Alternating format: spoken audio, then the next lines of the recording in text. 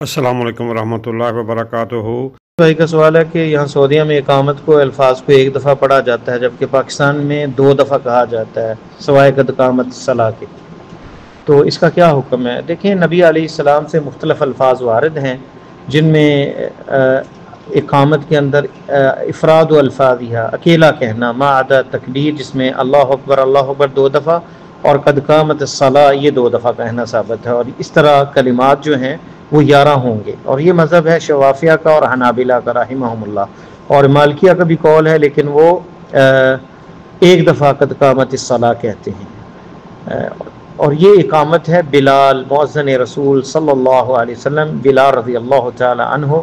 سیدنا بلال رضی اللہ تعالیٰ عنہ کی اذان جو آپ نے سکھائی وہ یہ ہے۔ حدیث کیونکہ عبداللہ ابن زید رضی اللہ تعالیٰ عنہ کی جو اذان کے بارے میں ہے، جسے ابو داؤد نے روایت کیا 499 نمبر حدیث ہے، شیخ البانی نے حسن صحیح کہا ہے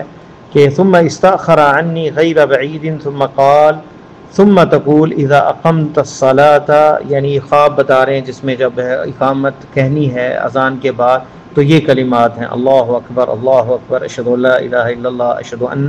محمد رسول اللہ حی علی الصلاۃ حی علی الفلاح قد قامت الصلاۃ قد قامت الصلاۃ اللہ اکبر لا الہ الا اللہ فلما اصبحت اتیت رسول اللہ صلی اللہ علیہ وسلم فاخبرته، تو یہ اس میں عبداللہ ابن زید کہتے ہیں کہ میں جب صبح ہوئی اللہ کے نبی صلی اللہ علیہ وسلم کے پاس آیا اور انہیں خبر دی بما رأیت، جو میں نے خواب میں دیکھا،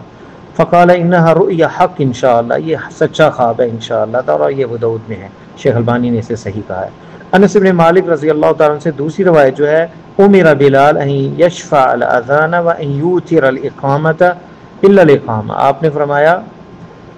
بلال کو حکم دیا کہ وہ اذان کو شفع یعنی 2 دفعہ کہے، اور ان یوتر الاقامہ اقامت کو 1 دفعہ کہے، الا الاقامہ یعنی قد قامت الصلاۃ یہ اس کے علاوہ اسے 2 دفعہ کہنا ہے۔ یہ بخاری میں 605 اور صحیح مسلم میں 378 نمبر حدیث ہے۔ تیسری حدیث عبداللہ ابن عمر رضی اللہ تعالیٰ عنہما سے ہے انما کان الاذان علی عہد رسول اللہ صلی اللہ علیہ وسلم مرتین، آپ صلی اللہ علیہ وسلم کے دور میں، آپ کے عہد میں، آپ کے زمانے میں 2 دفعہ اذان تھی، اور والاقامہ اور اقامہ مرتن مرہ، اور اقامہ 1 دفعہ، غیر انہ یقول قد قامت الصلاۃ قد قامت الصلاۃ، یعنی اقامت کے اندر اشہد ان لا الہ الا اللہ اشہد ان محمد رسول اللہ یہ 1 دفعہ کہا جاتا، اور قد کا غیر انہ یقول قد قامت الصلاۃ قد قامت الصلاۃ یعنی قد قامت الصلاۃ 2 دفعہ شفع، یعنی اس کو 2 دفعہ کہتے ہیں۔ یہ ابو داؤد کے اندر 510 نمبر حدیث ہے، شیخ البانی نے اسے حسن کہا ہے۔ کچھ الفاظ ایسے ہیں یعنی اقامت کے کہ اذان ہی کی طرح ہیں، یعنی قد قامت الصلاۃ 2 دفعہ ہیں، لیکن اس کے علاوہ جو ہے اذان کے جیسے الفاظ ہیں اسی طرح کہے جاتے ہیں، اور اس طرح اذان اقامت کے الفاظ جو ہیں وہ 17 ہوں گے، جیسے آپ کہتے ہیں پاکستان میں بعض مساجد میں اس طرح اقامت کہی جاتی ہے، اور یہ مذہب ہے امام ابو حنیفہ رحمۃ اللہ علیہ اور امام شافعی رحمہ اللہ، ان دونوں کا یہ قول ہے۔ اور یہ اقامت جو ہے دراصل ابو محذورہ رضی اللہ تعالیٰ عنہ جو مکہ میں مؤذن تھے انہیں جو آپ نے سکھائی تھی، تو یہ بھی سنت سے ثابت ہے۔ نبی علیہ السلام نے ابو محذورہ رضی اللہ تعالیٰ عنہ سے روایت ہے کہ نبی صلی اللہ علیہ وسلم علمہ الاقامہ، انہیں اقامت سکھائی 17 کلمہ 17 کلمے، اللہ اکبر اللہ اکبر اللہ اکبر اللہ اکبر اشہد ان لا الہ الا اللہ اشہد ان لا الہ الا اللہ اشہد ان محمد رسول اللہ اشہد ان محمد رسول اللہ حی علی الصلاۃ حی علی الصلاۃ حی علی الفلاح حی علی الفلاح قد قامت الصلاۃ قد قامت الصلاۃ اللہ اکبر لا الہ الا اللہ۔ یہ ابو داؤد کے اندر 502 نمبر اور ترمذی میں 192 نمبر حدیث، شیخ البانی نے صحیح کہا ہے۔ تو نبی علیہ السلام سے جو ثابت ہے یہ بھی دوہری اقامت بھی، سنگل اقامت بھی، تو وہ سنت ہے، تو اس پر عمل کیا جا سکتا ہے۔ تو کبھی اگر مؤذن جو ہے وہ اقامت اگر بلال رضی اللہ تعالیٰ عنہ کی 1 دفعہ کہنا چاہے یا ابو محذورہ کی کہنا چاہے تو وہ کہہ سکتا ہے۔ زیادہ کامل اور بہتر یہی ہے کہ کبھی یہ کہہ دے کبھی وہ کہے، تاکہ تمام سنت پر عمل ہو سکے۔ شیخ الاسلام ابن تیمیہ ان حدیثوں کے ذکر کرنے کے بعد، دونوں سیغوں کے ذکر کے بعد کہتے ہیں اگرچہ جو صحیح ہے وہ مذہب اہل حدیث کا ہے، ومن وافقہم، اور جو ان کی موافقت میں ہیں، یعنی جو محدثین ہیں ان کا جو اہل حدیث جو ہے حدیث پر عمل کرنے والے ہیں ان کا مذہب اس میں صحیح ہے، جس میں وہ جائز سمجھتے ہیں کہ جو بھی نبی علیہ السلام سے ثابت ہے وہ سنت ہے، اور اس میں سے کسی چیز کو ناپسند نہیں کرتے، کیونکہ اذان اور اقامت کی جو تنوع ہے اس میں صفت کے اندر، وہ قراءات اور تشہدات کے اندر جو مختلف صیغے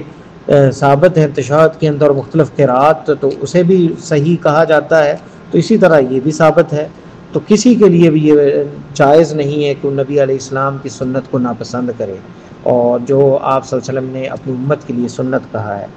تو لیکن افسوس یہ ہے کہ ہمارا حال یہ ہے کہ اختلاف اور تفرقہ بازی میں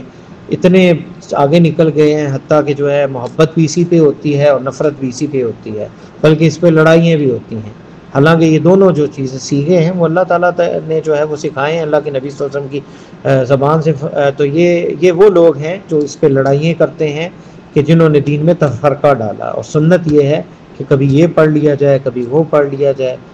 کبھی اس جگہ پہ کبھی اس جگہ پہ، کیونکہ نبی علیہ السلام کی سنت کو چھوڑ دینا جو ہے اور کسی اور چیز کو مضبوطی سے تھام لینا جو ہے وہ بدعت کی طرف لے کے جاتا ہے، اور مستحب کو بندہ واجب سمجھ لیتا ہے، اور یہ جو ہے اس کا نتیجہ جو ہے تفرق اور اختلاف میں نکلتا ہے۔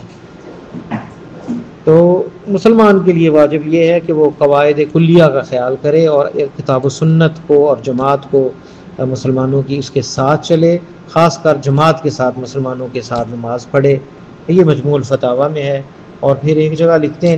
کسی کے لیے جائز نہیں کہ بعض علماء کا قول جو ہے وہ شعار بنا لے اور صرف اسے ہی کہے کہ یہ واجب ہے اور دوسرے سے روکے۔ جو سنت سے ثابت ہے اسے عمل کیا جائے، اور ہر وہ چیز جو سنت سے ثابت ہے اس میں واسع ہے، وسعت ہے، جیسے اذان اور اقامت میں ہے۔ تو جس نے اقامت دوہری کہی اس نے بھی اچھا کیا، اور جس نے اکیلی پڑھی اس نے بھی اچھا کیا، لیکن جس نے یہ واجب کر دیا اور دوسرے کے علاوہ تو وہ غلطی پر ہے۔ اور جس نے جو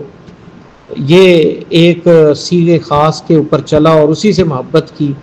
تو دوسرے کو جو اس نے جو ہے وہ چھوڑ دیا اور دوسرے کی مخالفت کی تو وہ غلطی پہ ہے۔ اور شیخ الاسلام ابن تیمیہ رحمہ اللہ کا فتویٰ مجموع الفتاویٰ، انہوں نے یہ ذکر کی عبارتیں، یعنی جو سنت سے ثابت ہو تو اسے دونوں کو پڑھ لیا جائے تو کوئی حرج نہیں اس میں، اور سنت میں دونوں صیغے موجود ہیں۔ واللہ تعالی عالم بالصواب۔ یہ تھے محترم محمد جمیل علوی صاحب، جو گروپ مسائل دین المدینہ میں آئے ایک سوال کا جواب دے رہے تھے قرآن و سنت کی روشنی میں، جسے ویڈیو کی صورت میں یوٹیوب چینل دنیا و دین پر محفوظ کیا گیا ہے۔ دینی سوالات کے فری جوابات کے لیے گروپ مسائل دین المدینہ میں شامل ہونے کے لیے 00923352520207 00923167983575 00923452095491۔ دنیا و آخرت کی بہتری کے لیے نماز، مصنون اذکار اور قرآن سمجھ کر پڑھیں، نبی کریم صلی اللہ علیہ وآلہ وسلم کی پیاری سنتوں پر عمل کریں، دوسروں کو بھی دعوت دیں۔